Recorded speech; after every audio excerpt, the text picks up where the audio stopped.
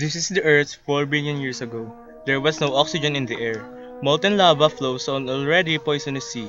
Hard to imagine, but this harsh environment was perfect for nurturing a miracle. Rain washed the necessary chemicals in the air, and lightning and ultraviolet radiation cooked these chemicals into our organic suit. And somehow, when the smoke cleared, there was something new, something amazing. A very, very special molecule with a graceful spiral shape. And it had a talent. It could make copies of itself faster than it could be destroyed. This was the origin of life on Earth. And when this molecule learned to protect itself in cell walls, life began to transform the planet.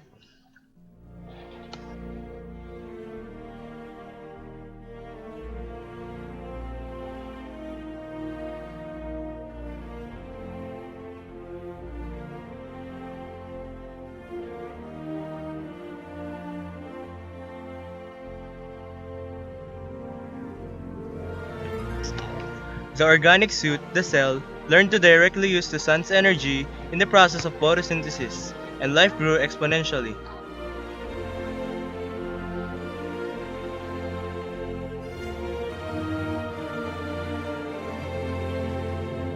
The oceans were filled with cyanobacteria, and these microorganisms, combined with sediments, became the world's first living structures, stromatolites. These 3 feet high mounds mark the limits of life's progress.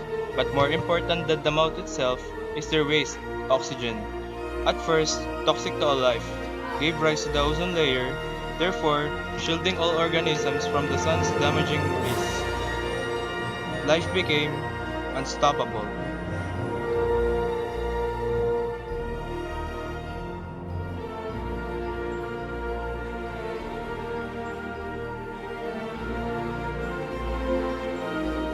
The cell further developed an additional membrane to protect its genes.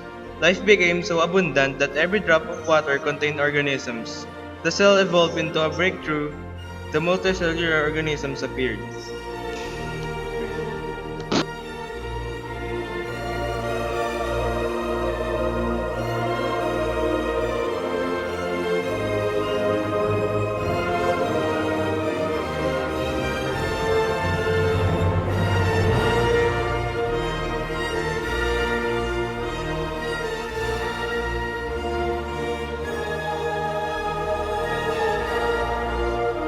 The first multicellular organisms with specialized cells were sponges.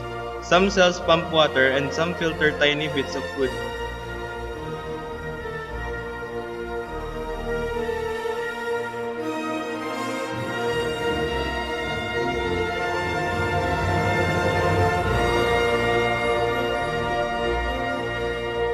Their enemies and relatives have muscle cells and nerve cells that allowed them to bend, stretch, and flex, but none of their great cell diversity enabled them to move.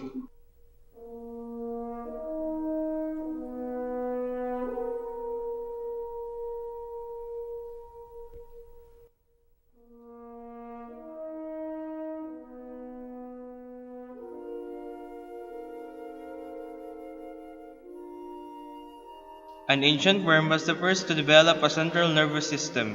It had nerve cells that ran the links of its body, and the concentration of these cells at one end formed the first primitive brain. This was the first animal with the head, and light sensitive cells in that head were the world's first eyes.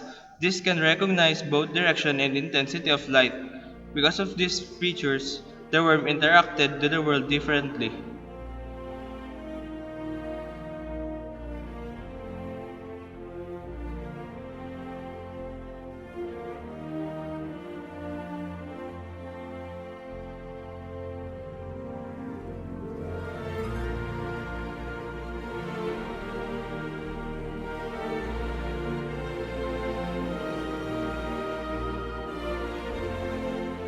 A huge variety of creatures appeared.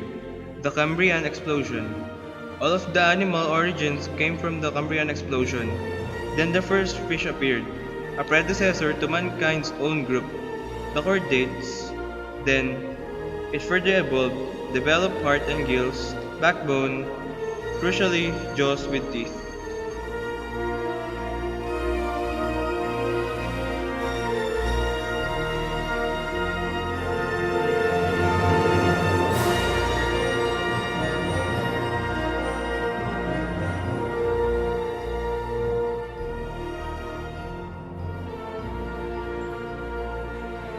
After those developments, the fish's evolution is not yet over.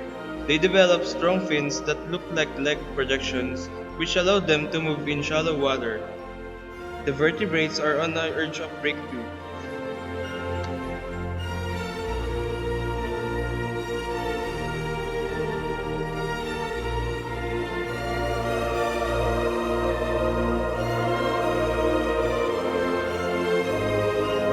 The fish evolved into an animal similar to a newt, which can walk on dry land. This became the first amphibians on Earth. Alongside with this, the first flightless insects appeared and made an easy prey to amphibians. In spite of this, amphibians are still bounded by limits because of their soft skin.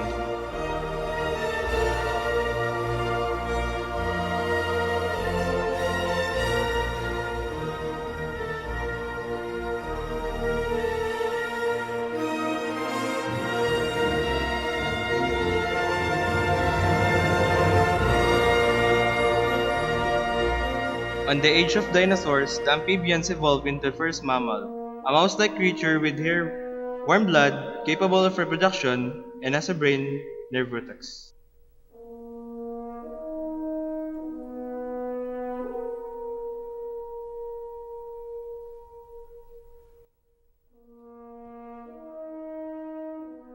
The mouse evolved into a squirrel, an herbivore with claws living on trees.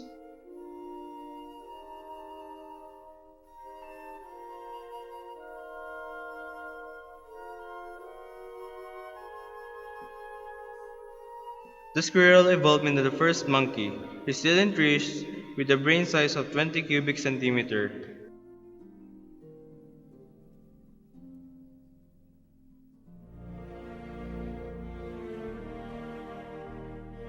The monkey evolved into a tailless ape, with a large brain measuring 167 cubic centimeter.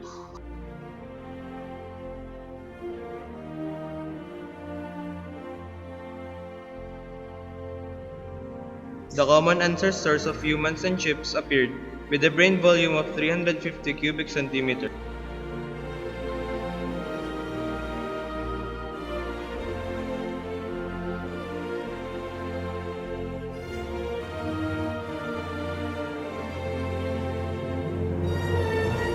The human line starts with this.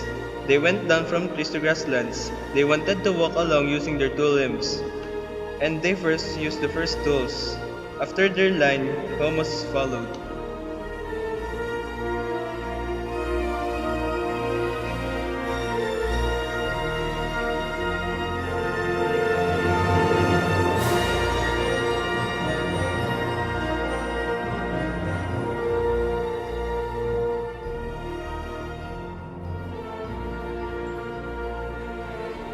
Neanderthals and human lines separated.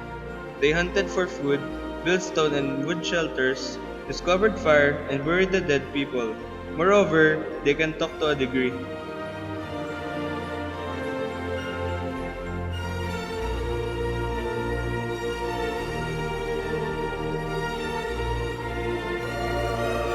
From heidelbergensis, Homo habilis followed, short in height but with a less protruding face than their ancestors, and less than half of the modern man's brain.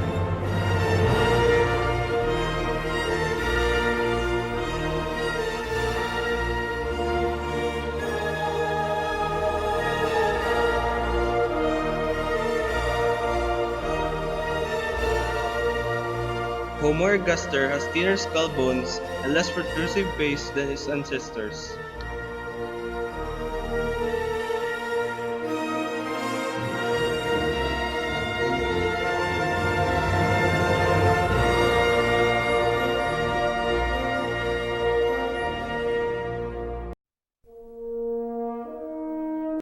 The upright man. They had larger brains than the ergaster. According to some paleontologists, the erectus is the species which comprised with the early African and Asian populations.